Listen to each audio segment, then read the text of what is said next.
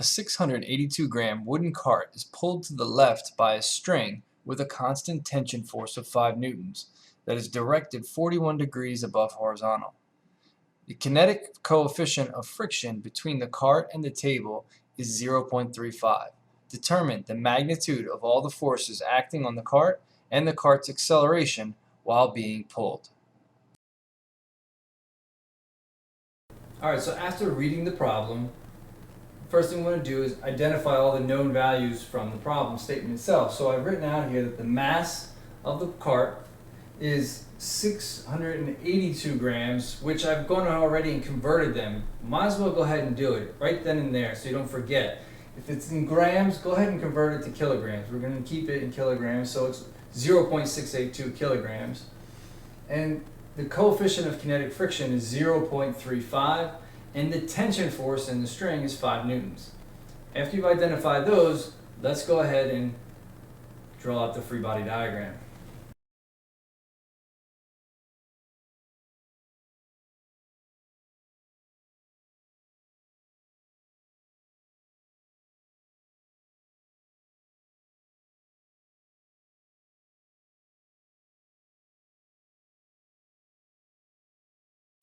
Okay, so I've drawn a free body diagram here with the force of tension actually pulling off on the corner at the 41 degrees that we were told from the problem.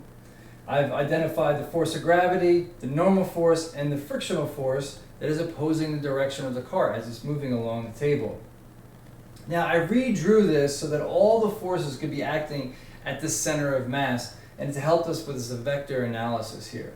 So this is the force of tension here. Again, it's at 41 degrees.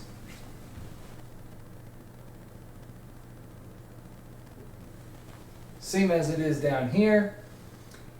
The normal force, the force of friction, and the force due to gravity.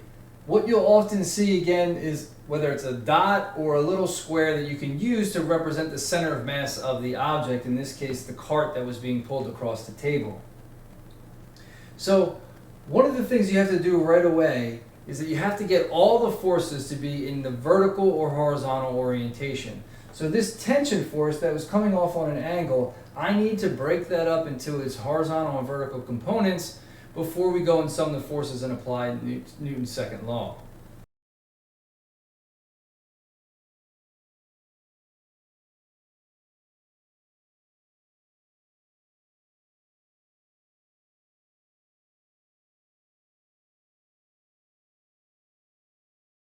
Okay, so I've taken my force tension and I broke it up into its vertical and horizontal components.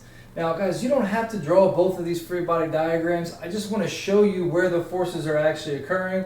Ultimately, a free body diagram like this is really all that you need. Remember, the purpose of the free body diagram is to help us to analyze all the forces that are acting on it, and so that we can see the direct relationships. Sometimes it's a little bit harder when we have forces acting at different points on the object. So by drawing everything from the reference of the center of mass helps us to see how the forces interact with each other.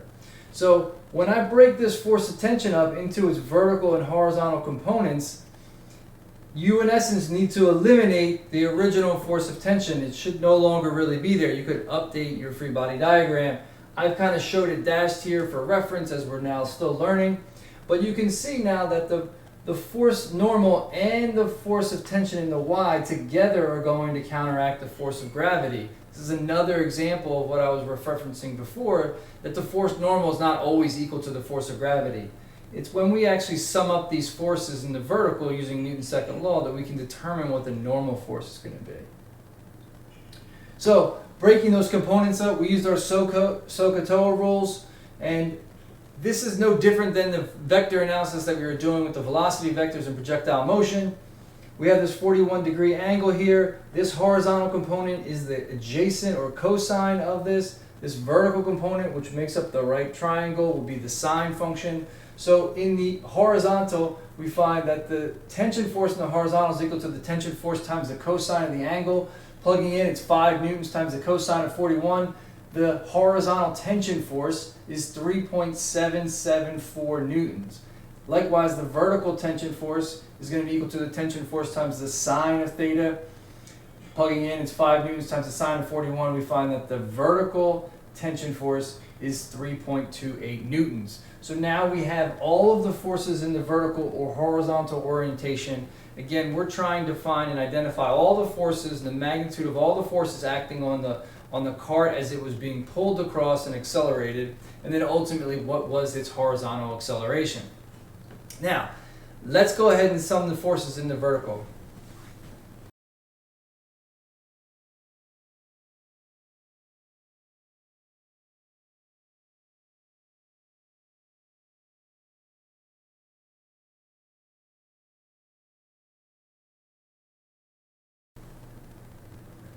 Summing the forces in the vertical is going to equal the mass times the acceleration in the vertical. So by summing the forces, which is what this is here, is really the summation of the forces, that is equal to the mass times the acceleration in the vertical.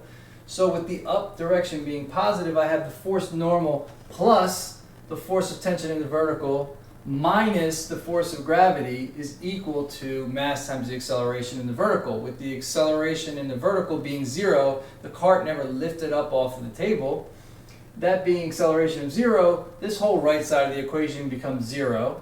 We add the force of gravity over to the right side, and then we subtract the force of tension in the vertical to the other side as well. So we have an equation for the force normal that is equal to the force of gravity minus the force of tension in the vertical. And if you look at this, it makes sense, right? So the force normal, the table only has to push back with the necessary force required to support gravity, because the tension force is helping counteract gravity as well. So by plugging in, we find that force normal, after plugging in, the force of gravity is 6.6836 minus the force tension in the vertical is 3.28. The normal force is 3.4036 newtons. Okay.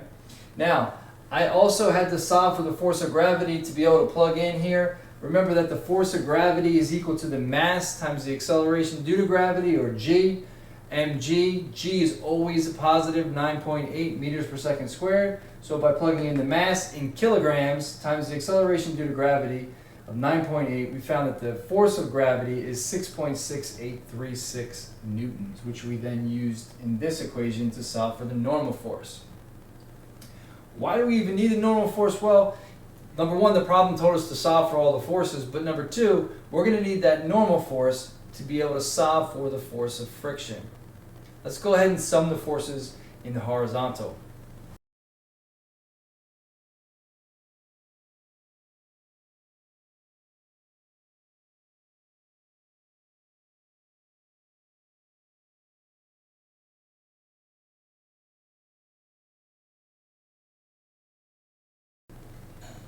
So summing the forces in the horizontal, we can see that we have the force of friction to the right or to the positive direction, and the force tension to the left, the horizontal component of the force of tension to the left, which is in the negative. So as we sum up the forces in the horizontal, then we find the force of friction to the right minus the force of tension in the horizontal in the x direction is going to be equal to the mass times the acceleration in the x direction. Well, really we're trying to solve for that horizontal acceleration. So if we divide both sides by the mass, we can find an equation that says the horizontal acceleration is equal to the force of friction minus the force of tension in the horizontal divided by the mass. But before we move on, we have to go and solve for the force of friction. So up here we have the force of friction, and kinetic friction is equal to the coefficient of kinetic friction times the normal force. So 0.35 times the 3.4036 newtons for the normal force will give us a force of friction kinetic of 1.19126 newtons. Taking that force of friction, we can then plug in and solve for the horizontal acceleration. 1.19126 newtons minus the force of tension in the horizontal, just to the left, is negative 3.774 newtons divided by the mass 0.682 of the entire cart gives us a horizontal acceleration of negative 3.785 meters per second squared. So does that make sense? Well, yes, a negative acceleration makes sense considering the fact that we've identified the direction to be positive to the right and positive to be up. So all that really is saying is that our acceleration was in the negative direction, which for us in our frame of reference was to the left, which was the direction that the tension horizontal was causing this object to accelerate. Thank you, and I'll see you soon.